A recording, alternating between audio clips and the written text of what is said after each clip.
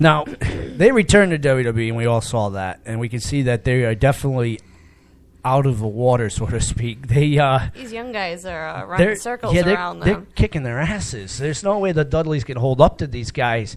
One of my favorite teams out there. I don't think they can keep their breath. They're not young guys either, but one of my favorite teams is the Wyatts, and we talk about developmental characters and whatnot. Yeah. These guys have it.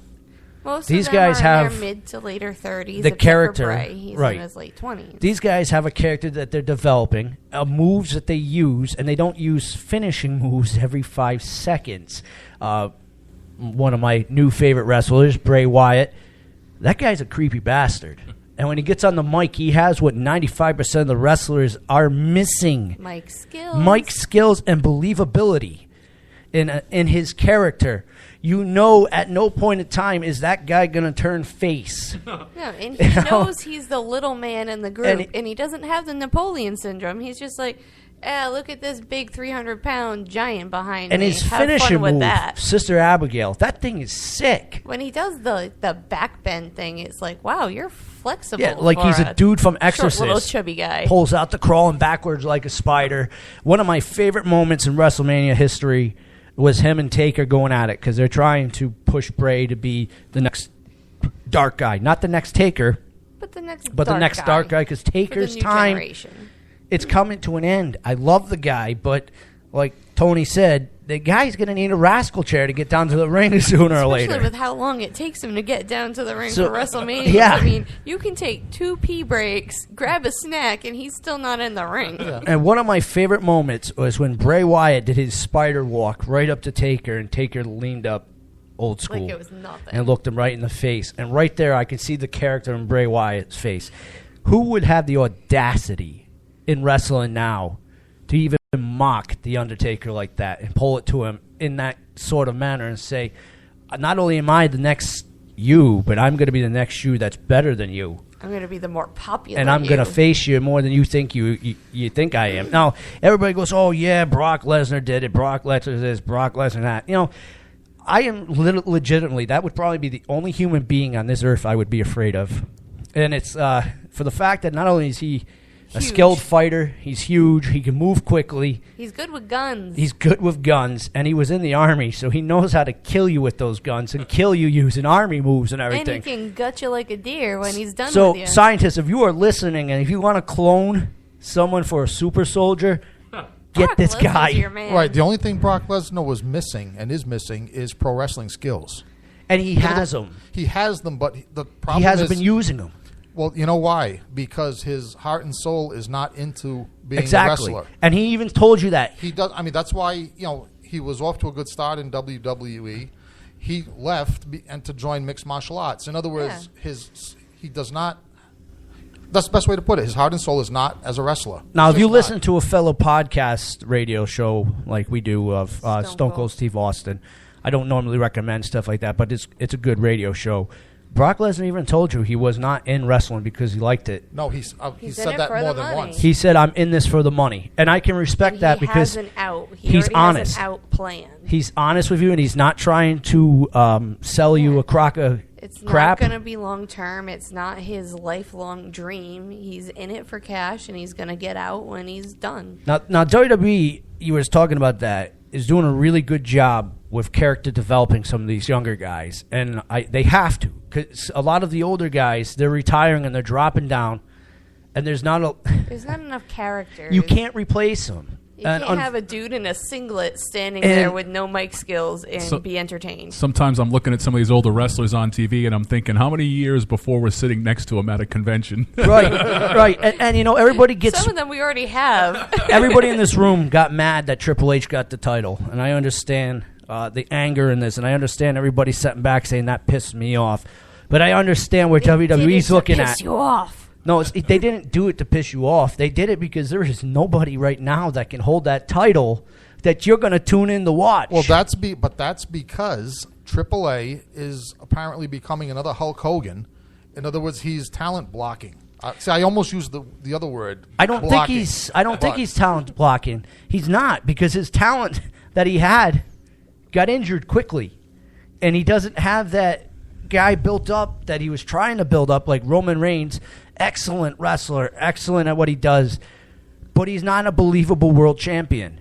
He's a mid-carder scrawny. at best. No, you're right about, yes, there's a lot of guys that fall into that category. Yeah. So if you want people to tune into your show every month and make that money, are you going to broadcast some guy like, Roman Reigns? On the other hand, okay, that still doesn't, in my mind, excuse Triple H, because the other thing, Triple H, and Mick Foley was really good at this back in his time, it's the responsibility of the guys with experience and know-how that are really at the top of their craft. It's their job to put over the next champion. And they're doing that. They're doing that, but it's just taking time because every time that someone comes up to the plate, they get hurt.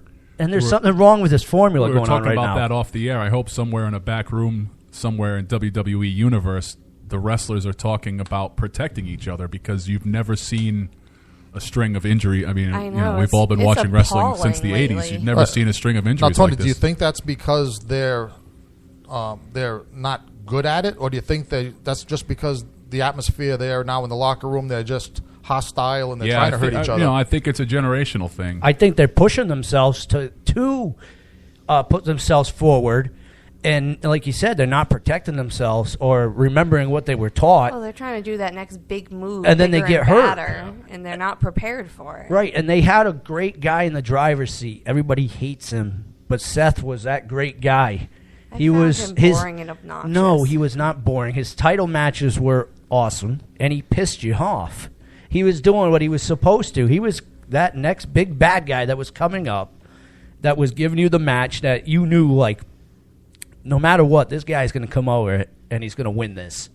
You book him against Brock Lesnar, and how many people counted him out? Said Brock Lesnar's going to kill him. Everyone knew Seth would cheat to win. Yeah, but that's his character. So clearly he would be put over. Well, cheating to win, that's the old Ric Flair tradition of champion. That has a lot of appeal to it. And this character is, I'm not saying a Ric Flair, but he's a newer style of Ric Flair. Oh, that's cruel to Ric Flair. No, it is not. Because Ric Flair is way better. No. Nurse Misery. He did not say he was as good as Ric Flair. That's not what he said. Ric Flair, even in his start-off days, modeled himself off after other wrestlers. You can see that Seth is modeling himself after other wrestlers and taking pages out of their books. It's not a fact of who's better and who's not. This guy's got to take some pages out of there to develop a character that's new. And whether it's just Triple H or Ric Flair or whoever it was, his formula succeeded. When he turned around and he smashed Roman Reigns with those chairs and beat the living crap out of him with it in the ring, there wasn't a single person that wasn't standing there with their jaw dropped. And somehow you knew that this was going to happen, but you still were shocked it did. You're kind of like, I hope it doesn't. Now that's the skill of a professional wrestler, to do exactly that. And he got hurt. And then, of course, a lot of people rely on your favorite, John Cena, also hurt. Here's a good example of someone that he is above a lot of these wrestlers, and he was driving a lot of the young kids forward. Mm-hmm. He dropped himself to mid-card level. Not too many champions are willing to do that. And he got hurt. Another good example of it, Chris Jericho. He's thrown his name into the thing of it, and he started to drop. I got the old-fashioned... you got 5 minutes, I got the Booker T 5 minutes. 5 minutes. 5 minutes. Somehow that hour's gone. Right, that hour is gone. So let's wrap this up with a little... We'll go down to some Black Sabbath after this. This is Chuckles Crypt, Rhode Island Free Radio, when we were talking all things professional wrestling. To all those nerds out there... Which started off all things horror movies. We did. Yeah. We went from horror to wrestling. To all you nerds out there trying to get a St. Patrick's Day date, happy hunting, and hopefully some of those... St. Patrick's Day. It's not it. St. Valentine's Day. Shut up, Nurse Misery. Drink enough. It's fine. So here laughing. You know, when you get perfect, I'll give this mic to you. Until then, shut your pie hole. Wow. So let's tune into some Black Sabbath. Nothing like finishing off the show with some good old-fashioned domestic violence. Am I going insane? Chuckles. Yes.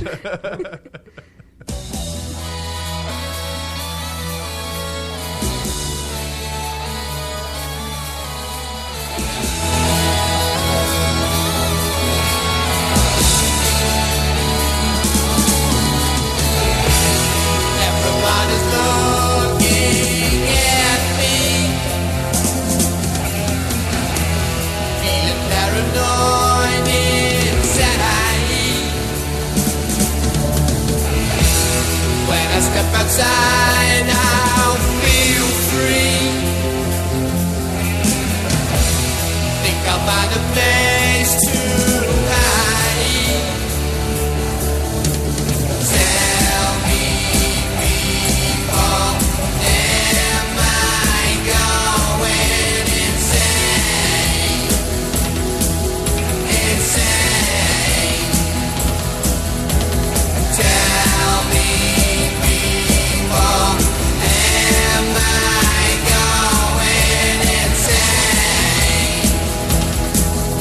Insane. Every day I sit and wonder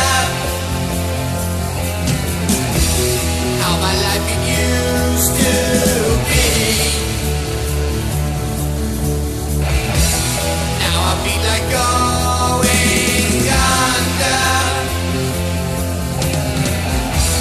Now my life is hard to see. So tell me, people, am I going insane? Insane. Tell me, people, am I going insane? Insane.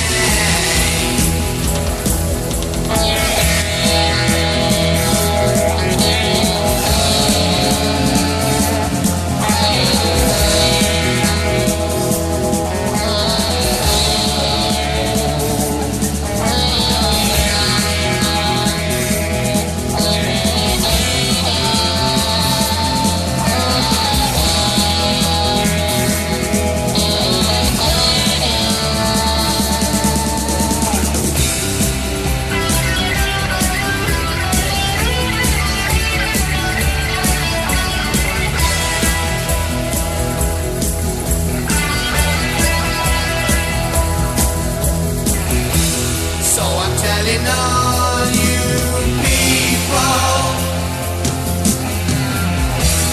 listen while I sing again. If I don't sound very cheerful, I think that I'm a schizophrenic. So tell me, people, am I going insane? Insane.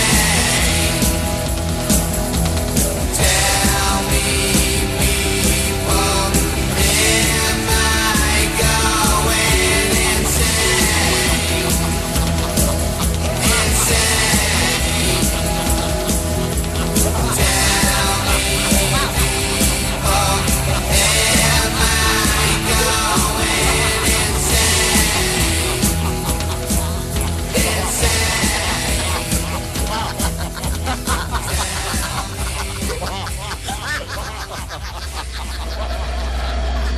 Listen to the sound of footsteps in the dark, to voices that may not be quite human, to the sound of screams in the night, to the Haunted Cabaret, the home of all things horror, on Rhode Island FreeRadio.org, with your host, George Garner. The Haunted Cabaret starts now.